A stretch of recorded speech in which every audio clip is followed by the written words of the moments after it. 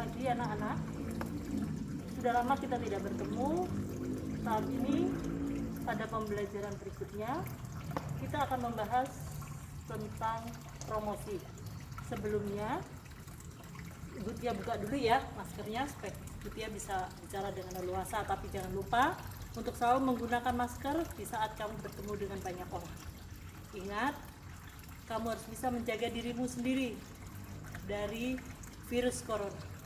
Siapa lagi yang mau menjaga dirimu kalau tidak dirimu sendiri? Baik, kamu pasti ingat, pasti sudah hampir lupa ya gimana bentuk sekolahmu ini. Bu Tia sengaja duduk di sini supaya mengingatkan kamu dengan suasana sekolah.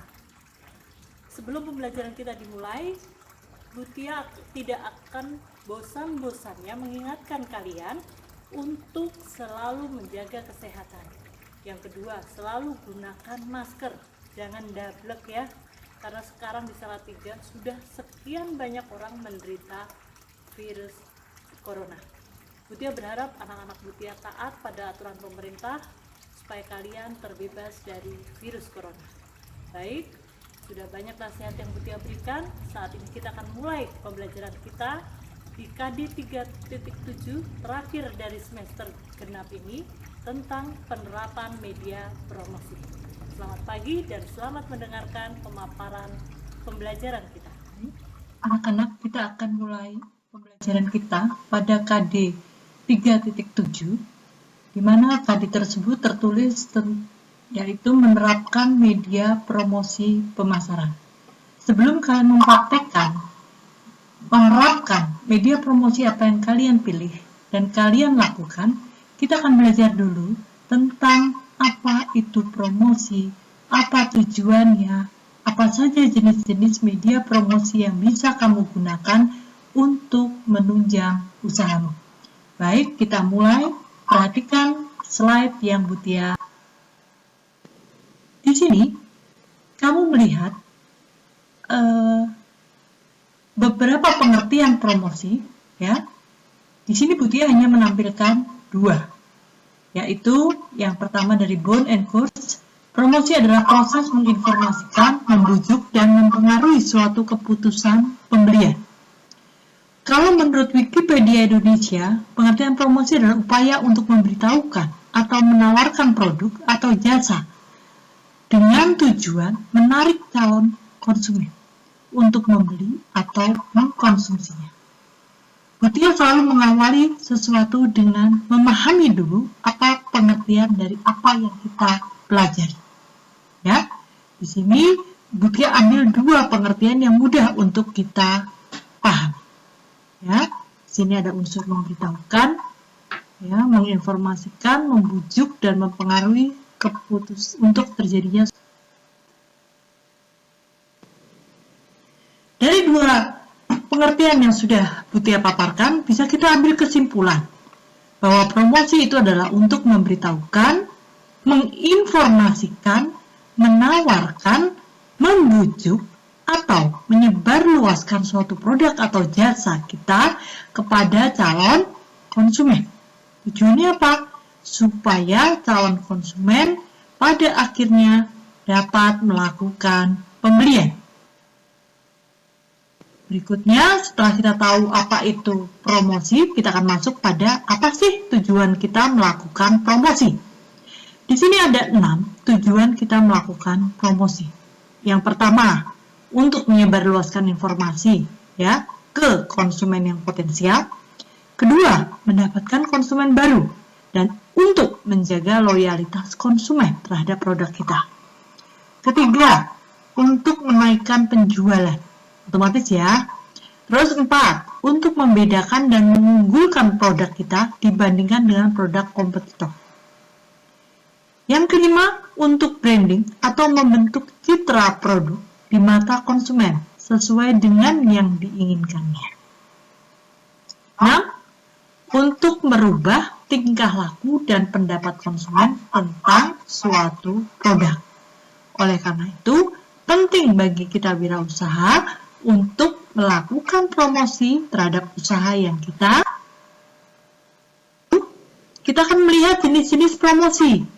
Di sini Bu Tia menampilkan 3 pembedaan atau 3 jenis promosi. Yang pertama secara fisik, yang kedua secara tradisional, dan yang ketiga melalui media digital. Ya. Di promosi secara fisik ini lebih kepada promosi melalui event-event tertentu seperti pameran, bazar, festival, konser, dan semacamnya. Ya. Ada kelebihan dan kekurangan dengan melakukan promosi secara fisik. Otomatis kelebihannya, kalau kita buka pameran atau bazar dan lain-lain itu, kita dapat menjangkau langsung kepada para calon konsumen. Calon konsumen bisa langsung melihat produk yang kita tawarkan. Si calon konsumen juga dapat langsung bertanya segala sesuatu mengenai produk atau jasa tersebut. Lalu, dari situ, pihak penjual bisa langsung membujuk dan merayu calon konsumen agar membeli produk atau jasa yang mereka tawarkan. Dengan kita melakukan bazar tersebut, adanya interaksi antara konsumen dengan penjual bisa memungkinkan orang langsung melakukan pembelian. Kekurangannya, otomatis terbatasnya jumlah calon konsumen. Karena tidak semua calon konsumen hadir pada waktu kegiatan tersebut.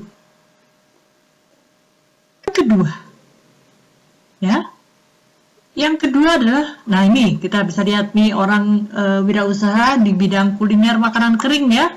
Terus yang kedua, usaha kain tenun ya, tenun ikat, contohnya yang di Jepara, Klaten gitu ya. Terus ini bazar kan yang dilakukan di Mojokerto, di sini wirausaha di bidang konveksi. Terus ini di bidang pembuatan tas ya. Terus ini juga, ini kayaknya dari akar-akar ya. Terus yang ini pameran yang biasa diadakan oleh Disperindak ya. Dengan adanya ini akan sangat membantu wirausaha untuk mempromosikan usahanya. Kalau besok kamu melakukan usaha membuat suatu produk atau dalam bidang jasa, kamu bisa ikut ke pameran-pameran yang dilakukan oleh Disperindak Corp ya. Salah satunya itu, tapi kamu harus mendaftarkan dulu ke Disperindak Corp sebagai UMKM binaan Disperindak ya. Banyak manfaat yang akan kamu peroleh jika kamu menjadi binaan Disperindak Corp. Oke. Berikutnya. Yang kedua, promosi secara tradisional. Itu bisa lewat koran, majalah, tabloid, ya, dan media elektronik seperti radio, televisi, ya, atau dengan media di luar ruangan seperti iklan banner, papan reklame atau billboard, megatron, dan lain-lain. Ini dilakukan sebelum marak-maraknya promosi secara digital. Ada kelebihannya, dapat menjangkau lebih banyak calon konsumen karena jangkauan medianya yang cukup luas. Kekurangannya, membutuhkan biaya yang sangat besar karena melibatkan media-media besar. Di dalam memilih media promosi secara tradisional, otomatis kita harus melihat juga siapa segmen pasar kita. Berapa biaya yang harus kita keluarkan? Cocok nggak biaya yang kita keluarkan dengan hasil yang kita dapatkan? Ya, jadi banyak pertimbangan di dalam kita memilih media promosi yang akan kita gunakan. Nah, ini brosur, ya. Yang ini sering kita lihat di jalan-jalan besar atau di jalan-jalan provinsi, namanya billboard, ya. Di situ memaparkan produk yang dipromosikan. Itu juga ada kelebihan dan kelemahannya. Setiap media pasti ada kelebihan dan kelemahan. Nah, ini namanya banner. Banner itu ada beberapa macam, X banner, Y banner, mini Y banner. Nah, jadi banner itu pun ada beberapa macam. Terus yang ini katalog, ya, katalog. Dia mempromosikan berbagai produk dari suatu perusahaan dalam bentuk katalog lengkap, data yang dipaparkan di situ. Terus ini seperti banner juga, ya. Cuman dia di situ ada alatnya, jadi banner ini bisa digulung, dimasukkan ke dalam kotak yang ada di bawahnya. Ini selebaran, ya, selebaran. Kalau di Salatiga kamu bisa melihat orang-orang di toko-toko handphone biasanya banyak wiraniaganya yang disuruh menyebarkan selebaran promosi tokonya. Nah, ini juga merupakan media promosi tradisional, ya. Kamu bisa melihat di situ ada flyer, ada name card, ada stiker, ada brosur, ada pin, ada ID card, ada booklet, ada paperback, ada kalender, ada katalog, ada poster. Lebih efektif.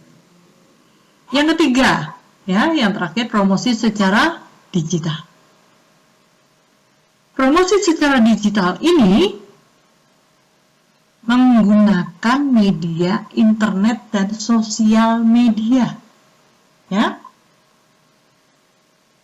Bisa melalui ponsel atau laptop. Sekarang semua orang hampir memiliki Android, ya. Banyak keuntungan yang bisa diambil dari wirausaha di dalam melakukan promosi secara digital. Di sini dituntut keahlian dari si wirausaha untuk mempromosikan usahanya melalui media. Nih, kamu bisa lihat di situ ada media online marketingnya, ada blog, ada sosial media, ada email marketing, ada website, ya, konten marketing, dan lain-lain. Nih, bisa YouTube, Facebook, Instagram, blog, Twitter, WhatsApp, FB Messenger, Google Word. Nah, sekarang tinggal kamu yang memilih media promosi penjualan apa yang sesuai untuk usaha kamu.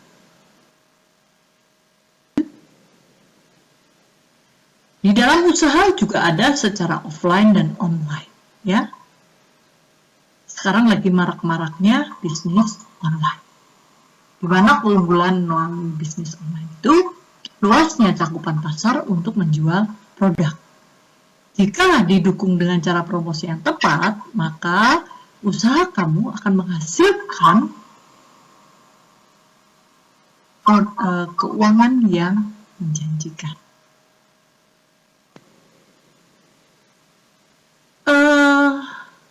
Promosi yang kamu lakukan bisa didukung dengan beberapa cara, seperti cashback, free ongkir, diskon, lalu ada flash sale, buy one get one, ya, ada merchandise, terus ada reward point, ada,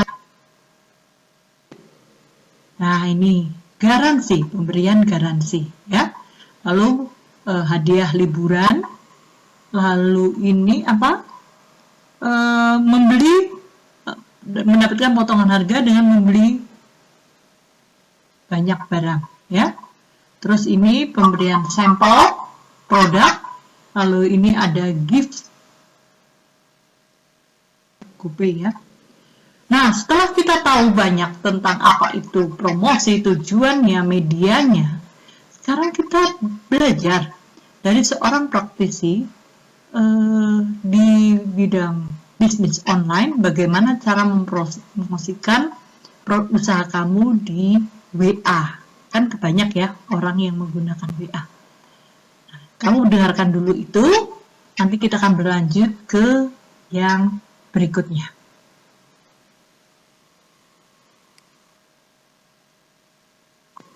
Bagus ya, tadi pemaparan dari praktisi tadi. Tidak kalah pentingnya di sini, bagaimana kita menyusun promosi yang baik. Akan dipaparkan oleh praktisi berikutnya. Bagaimana trik-trik promosi yang baik. kamu dengarkan supaya kamu memperoleh banyak wawasan bagaimana mempromosikan suatu produk. Baik, itu pemaparan materi kita berkaitan dengan promosi. Secara garis besar, Ibu hanya memaparkan apa yang bisa kamu lakukan, yang masih bisa kita gunakan dan masih bisa diterapkan di dalam usaha kita. Baik, materi ini sekian, tinggal tugas yang harus kamu lakukan. Setelah kamu menentukan usaha apa yang akan kamu lakukan, kamu belajar untuk menganalisis lalu menentukan media promosi apa yang bisa kamu gunakan untuk mendukung usaha. Baik, selamat pagi. Terima kasih kalian sudah memperhatikan pemaparan materi ini, dan Bu Tia yakin kamu memahami apa yang Bu Tia sampaikan dan berguna buat kamu di dalam menjalankan suatu usahamu. Dan jangan lupa stay at home supaya kamu terlindung dari virus corona. Belajarlah menjadi orang yang bijak untuk tidak keluar dari rumah jika tidak betul-betul penting. Mari kita memutus rantai virus corona dari Salatiga ini supaya kita bisa kembali beraktivitas seperti sedia kala. Baik, selamat pagi. Tuhan memberkati kalian.